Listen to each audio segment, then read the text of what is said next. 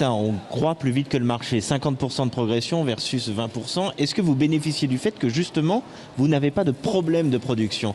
Et donc, les grands distributeurs, Darty, Boulanger ou autres, viennent vous voir en vous disant, bon, là, au moins avec vous, je suis sûr d'avoir ce qu'il faut pour vendre à la fin de l'année. Alors je pense qu'il y a deux effets. Le premier effet, c'est celui que vous citez, c'est le fait d'avoir des produits disponibles. Forcément, ça aide à vendre.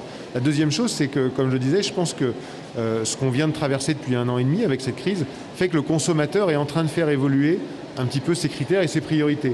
Donc vous l'avez redit, le premier critère, ça reste le prix. Néanmoins, il y a des critères comme l'origine de fabrication qu'on voyait remonter doucement et qu'on a vu remonter dans le top 5 des critères avec le confinement, avec la crise. Du coup, vous avez agrandi vos locaux Made in France pour qu'on les voit bien quand on arrive devant une cuisinière du groupe Brandt? Alors, on essaye effectivement de donner l'information aux consommateurs et c'est pour ça que des salons comme celui-ci sont importants parce que la première chose, c'est qu'il faut, et vous l'avez dit aussi en introduction, rappeler aux consommateurs que c'est possible d'acheter un four fabriqué en France ou une table à induction fabriquée en France.